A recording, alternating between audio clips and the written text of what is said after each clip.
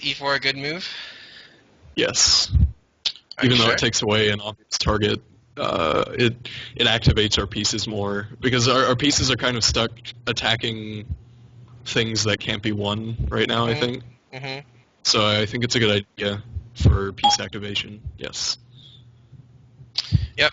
So yeah. So this was kind of a little trick question because you think that trying to play out this isolated pawn is important, but in actuality, the opening of the position is actually going to favor us because our bishops are kind of controlling the central squares, whereas his bishops are kind of not as much controlling the central squares. Like our bishops kind of rake the center, whereas his bishops are kind of just pointed either.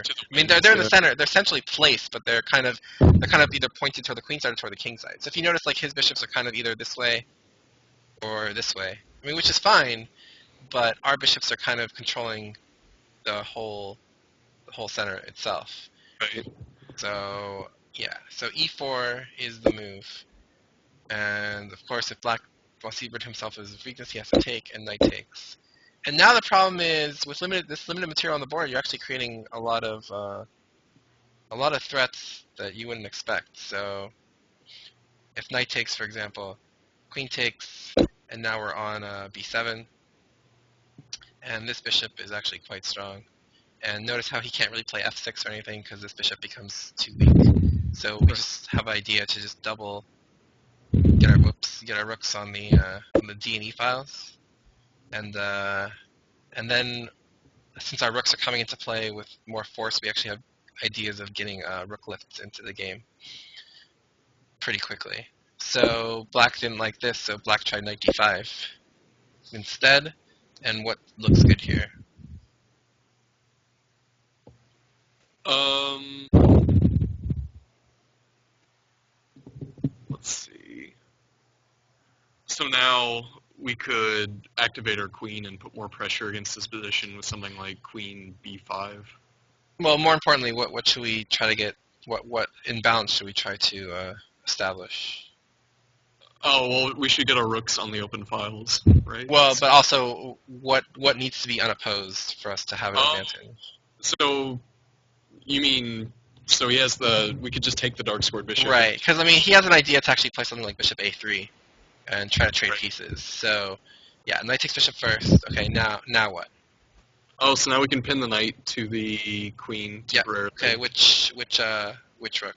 It doesn't really matter, but Well, we may want to play rook e1 at some yep, point, so we need the a rook to go to yep. d1. So rook a d1 was played. Black played rook a d8, and now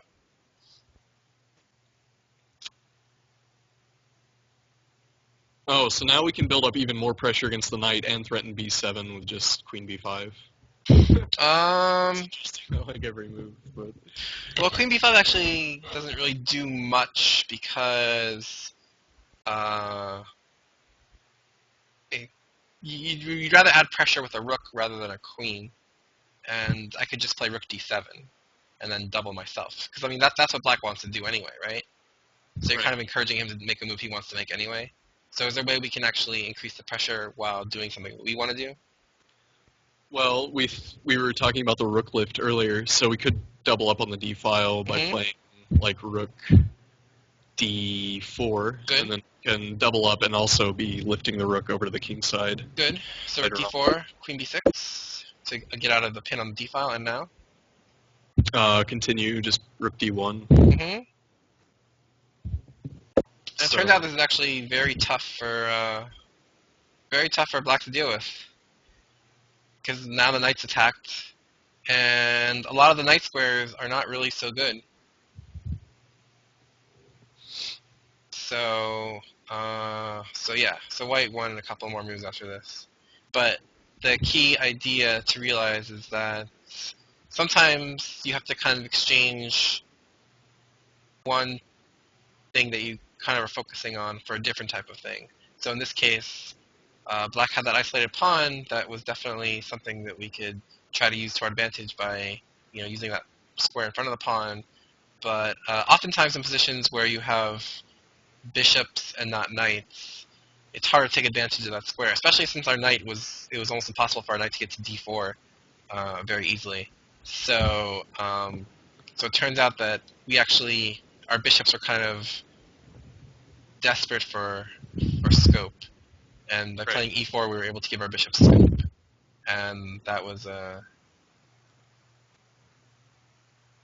enough. So let me just show you, just to prove it, what the computer says after knight takes e4, and it says. So yeah, it says it originally thinks that white's up like a third of a pawn, but as it continues to think, white's evaluation climbs to almost half a pawn, and you could never have been up half a pawn in that position at the beginning before e4. I mean, the position wasn't really worth half a pawn. Right. But yeah, I mean, black should have tried to exchange pieces, but I think he was trying to keep his knight on the board. But yeah, after knight takes, queen takes, rook a b8. Queen d4 basically forces f6, then rook e1, and this is probably pretty good for black or for white. So anyway, but yeah, that's the best way for white to claim an advantage, is to open up the center. But it's kind of counterintuitive considering that black had a isolated pawn. So But sometimes one thing isn't really as important as something else. yeah, I guess we could have reached that same conclusion just by looking at the bishops, because Yeah, like exactly. the black But bishops do just control d5 and e5 yep, as opposed to the white. yep. But that isolated pawn was kind of a bit of a red herring. So all right, so I think that's. I think I should tide you over for a little bit for planning, but yeah, it kind of comes in different forms. Sometimes it's very positional. Sometimes it's tactical. Sometimes it's a combination. But you always have to make sure that the tactics support your plan. But oftentimes you get good clues from what's going on in the position. So okay, Alrighty, thank you very much. no problem. I will talk to you on the stream. Alrighty, Okay, talk to you later. see ya.